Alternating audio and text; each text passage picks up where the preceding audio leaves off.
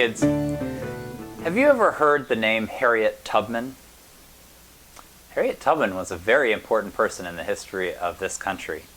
And I want to read to you her story. Harriet Tubman was someone who lived a long, long time ago in this country, and she was an abolitionist, a nurse, a scout, and she was a spy. Wow. Okay, let's read Harriet Tubman's story. One of 9 children, Harriet was born into slavery under the name Araminta Harriet Ross. Both her parents were West Africans hailing from the Ashanti warrior people. While many of her siblings were sold and traded to distant plantations, one good fortune Harriet had was to remain united with her parents throughout her youth. When she was 15, Harriet was accidentally hit in the head with an iron weight, fell into a coma for 3 days. Her brain injury resulted in narcolepsy, a permanent disorder that caused her to fall asleep at random times.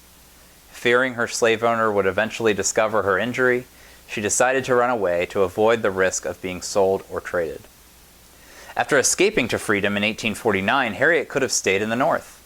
But now that she knew it was possible to escape, she wanted to return for her family and anyone else she could rescue. Over the course of 11 years, she returned to the South 19 times and led more than 300 men, women, and children to freedom and safety via the secret system called the Underground Railroad. Known as a conductor, Harriet never lost a passenger on her journeys. Even though it was dangerous, Harriet continually put her life at risk to save others. It wasn't the last time. During the Civil War, Harriet served as an army nurse and went undercover as a spy for the North. Harriet was always looking to help other people, and what very little she gave away to others. She lived in poverty most of her life and donated her time, money, and property to people in need. In 2016, the U.S. Treasury announced a historic proposal to change the $20 bill. It would replace the longtime face of it, Andrew Jackson, with Harriet, making her the first woman on the front of any U.S. paper currency.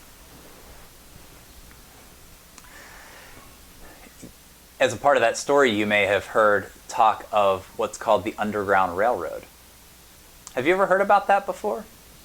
It wasn't a real railroad with trains and tracks and all of that thing. What it was a connection with people, a secret connection with people who wanted to help people who were in slavery reach freedom. And what I wanted to share with you today about that is that there's something really, there's a little bit of a connection of the Underground Railroad to the church that I serve, to Avery UMC, where many of you may go. So the Underground Railroad, this connection of people, or this network of people that enabled slaves to find freedom, passed through the area of southwest Pennsylvania. And one of the main stops was in Pittsburgh, on what we now call the north side of Pittsburgh. The stop was a school run by a white man, mostly for black children and young adults. And that man had in the basement of that school a big room that was often used as a main stop on the Underground Railroad as people continued to travel north through this area. And do you want to know that the name of that man? It was Charles Avery. He is the person that our church is named after because he helped provide money to build our church. And Charles Avery was a faithful, committed United Methodist. And it was because of his faith that he was a part of the Underground Railroad. He was what was known as an abolitionist, someone who was trying to help people find freedom from slavery. So there's your extra little history lesson today as we learned about Harriet Tubman.